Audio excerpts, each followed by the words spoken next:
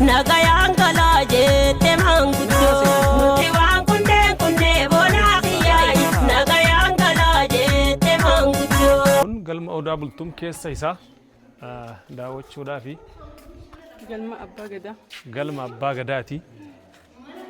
Kottaan waliin daawwatu. Kuni galma Abbaa Gadaa keessa isaa isin daawwachiisaa jira. Galmi kun kan argamu Harargee Lixaa aanaa Odaa Bultuumitti argama. Akkasuma karoota balbala 10 qaba keessa isaatti jechuudha. Balballi 10 keessaa kan jalqabaa kan awwalaa kun balbala Abbaa Gadaati. Kan Abbaan Gadaa as keessa bulaa jechuudha. Akkasuma lammaffaan isaasis kan garanatti argamu balbalti tun kan haadha Siinqeeti. Haadha Siinqee as bulanii jechuudha. Kan sadaffaa ammoo akkuma argitan balballi sadaffaa asitti argama. Balballi sadaffaan kunis kan ijoollee dubraati. Dubra Abbaa Gadaa ijoollee isaanii as bulanii jechuudha. Kan gamanatti argaa jirtan kuni ammoo kan dargaggeessa maatii isaanii kan ijoollee dhiiraa Abbaa Gadaatii jedhamu. Balbala kana isaan as bulanii jechuudha. Balbalti shanaffaan ammoo as keessatti argamu kunis balbalti shanaffaa kun gumii shanan Gadaati. Balbala gumii shanan Gadaati. Isaanis balballi kun kan isaaniiti as bulanii jechuudha. Balbalti jahaffaan kan isin argaa jirtan kun ammoo balbala mana kitaabaa jechuudha. Laayibirarii yookiin kitaaba seenaa wantoonni kaa'amu kilaasii kana keessa kaa'ama balbala jahaffaa jedhama. Kan torbaffaa ammoo gubbaa isa irra jira waan ta'eef nu waliin kottaa ol baanee isin daawwachiifna. Akkuma balbala jahan jala jiru isiniif lakkaayaa turetti balballi gubbaa kanatti argamu balbaloota afurtu jira jechuudha. Balbalti afran kun kan keessummoota abbootii Gadaa Odaa shanan irraa yeroo dhufan qubatanidha jechuudha. Kana jechuun sadarkaa lammaffaa irratti kabajaan keessummaan kabajaadha. Keessummaan ulfina jedhanii dhufii jala bulanii gubbarratti ol baasanii isaan afraffaa kana akka bulaniif kan kennamudha.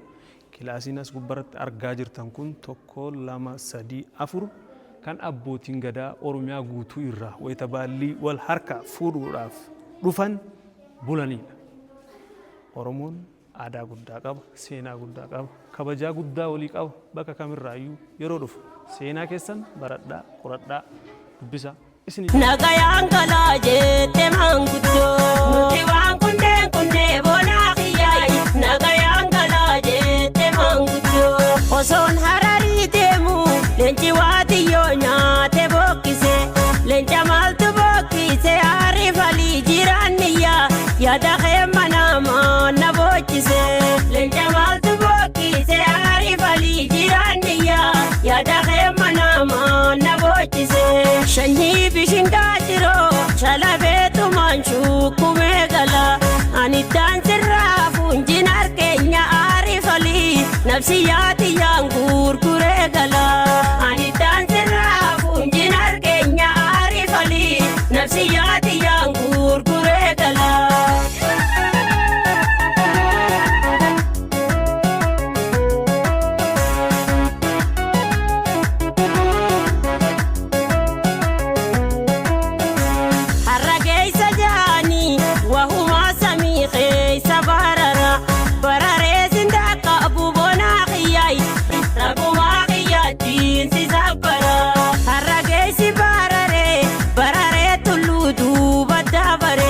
Bararee siddaakka bu'aari falii boona Oromoo rabbumaa.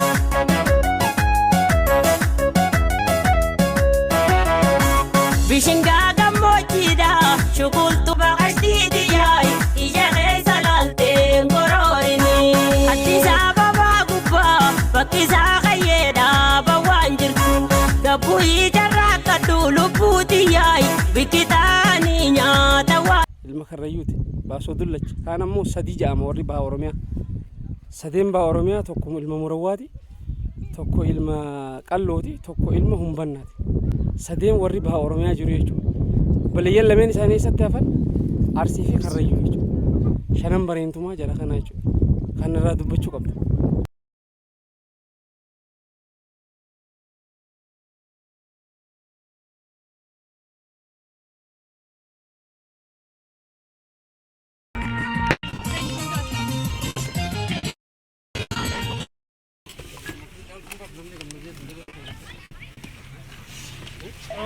等一下再试试吧。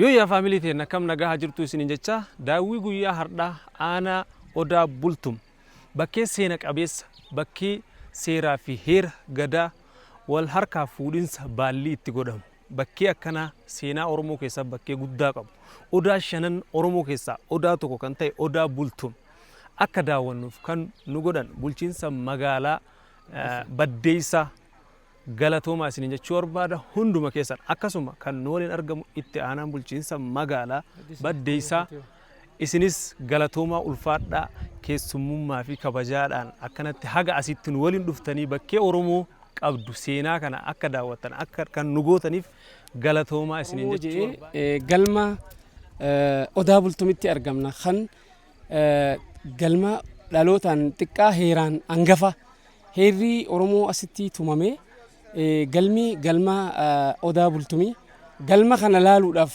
amna fagoo irraa kaatee baha Oromiyaa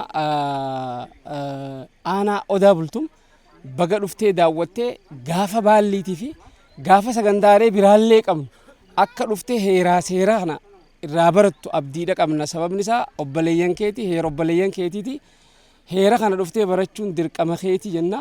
Hojii akka magaalaa Baddeessatti hojjetamtu takka takka laaluudhaaf yaaltee jirta. Bal'inaan ammoo hojii itti deebinee gaafa eebbisne eebbasan irratti akka nu argamtu gamanumaan keessummaa sii fi keessummoota si dabalanii dhufanillee afeerreeti jirra. Akka waliigalatti yeroonis deemtee jirti waan taateef amna dheertuudha deemtanii dhuftanii baga nu dhuftanii isin jaalannaa jaalalaaf kabaja guddaa yoomillee isinii qabna. Ulfaadhaa humna ma'al lama gantaa deddeebi'aa nu dhufaa jenna. Galata.